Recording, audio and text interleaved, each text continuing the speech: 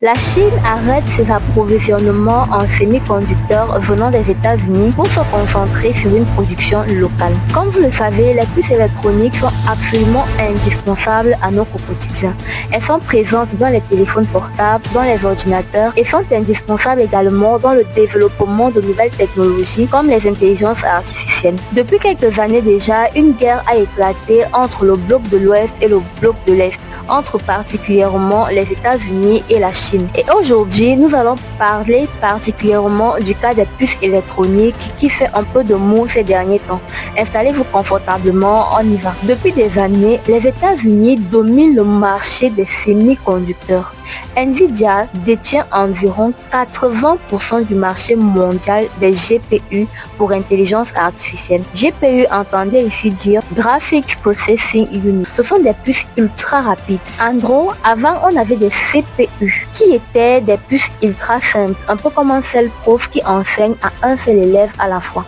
Aujourd'hui, on a plutôt à la place des GPU qui permettent de traiter des millions d'informations à la fois et qui sont donc mieux adaptés pour être intégrés dans les intelligences artificielles. La Chine, quant à elle, était jusque-là le plus gros client des États-Unis en puces électroniques, avec des géants comme ByteDance qui détient TikTok, Alibaba qui fait du e-commerce et du cloud, ainsi que Baidu qui est le Google chinois. Ces géants-là dépensent des milliards pour acheter ces puces par année.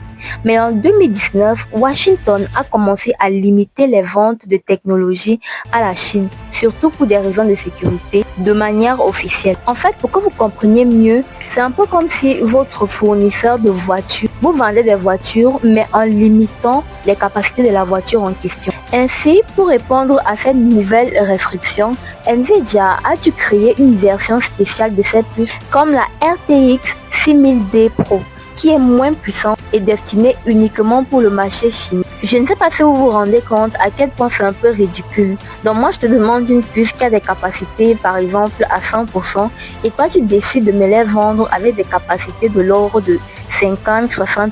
Alors face à cette mesure-là, la Chine n'est pas restée là à regarder simplement avec les yeux. Elle a décidé de riposter et de se préparer en conséquence. Elle a donc commencé à fabriquer ses propres puces sur place. Ainsi, au début du mois de septembre 2025, donc récemment, la CAC, qui est le Cyberspace Administration of China, a ordonné aux géants chinois de stopper l'achat des puces Nvidia Bride et même d'annuler les commandes en cours.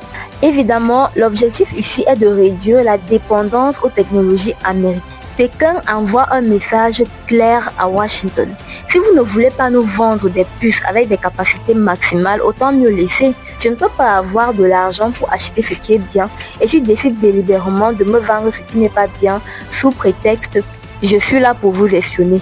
L'Amérique découvre donc avec une certaine consternation que la Chine s'en sort. On dirait même qu'ils avaient préparé le coup depuis très longtemps. En effet, Huawei, qui est le plus grand rival chinois de Nvidia, Apple et Samsung, a, lors de sa conférence de Huawei Connect à Shanghai, présenté sa gamme de puces IA appelée Ascens et Kupeng, qui sont des processeurs pour serveurs. Ils ont annoncé que leur puissance double chaque année, un rythme de croissance qui veut rivaliser avec la loi de Moore.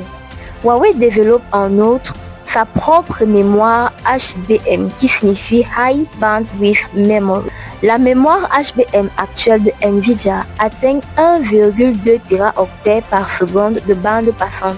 Huawei promet d'égaler, voire même dépasser ce niveau d'ici 2026. Certaines puces de Huawei, comme le Ascens 910B, montrent déjà des performances proches de celles de Nvidia, comme le A100.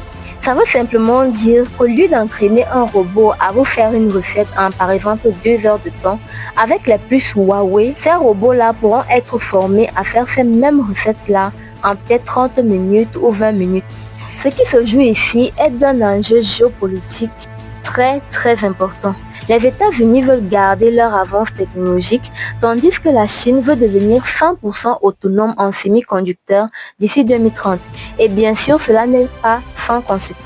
En effet, l'arrêt des approvisionnements de la Chine en puces électroniques des États-Unis va entraîner un accès limité aux puces Nvidia. Et Huawei pourrait devenir un fournisseur clé pour les pays émergents. Rappelons qu'en 2024, le marché mondial des semi-conducteurs valait 630 milliards de dollars. La Chine représente environ 35% de la demande mondiale, mais produit moins de 15% de ses besoins. Et c'est exactement cette dépendance-là que Pékin veut absolument casser. Pour Nvidia, la perte sera colossale. Rien que TikTok et Alibaba avaient prévu des achats de plus de 4 milliards de dollars de GPU cette année. Toutes ces commandes-là seront évidemment annulées.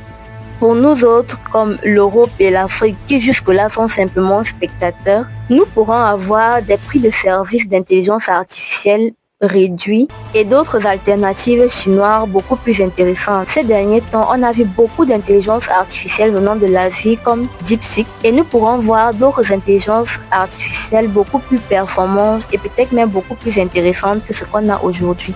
Ce qui se joue ici entre la Chine et les États-Unis n'est pas seulement une affaire de commerce. Non, non, non. C'est une guerre pour savoir qui va contrôler l'intelligence artificielle de demain. Les États-Unis veulent rester leader. La Chine, elle, veut également devenir leader. Si tu es intéressé par plus d'actualités du genre, n'hésite pas à t'abonner. Active la cloche de notification pour ne manquer aucune de mes prochaines vidéos. Et on se dit à bientôt pour une nouvelle actualité.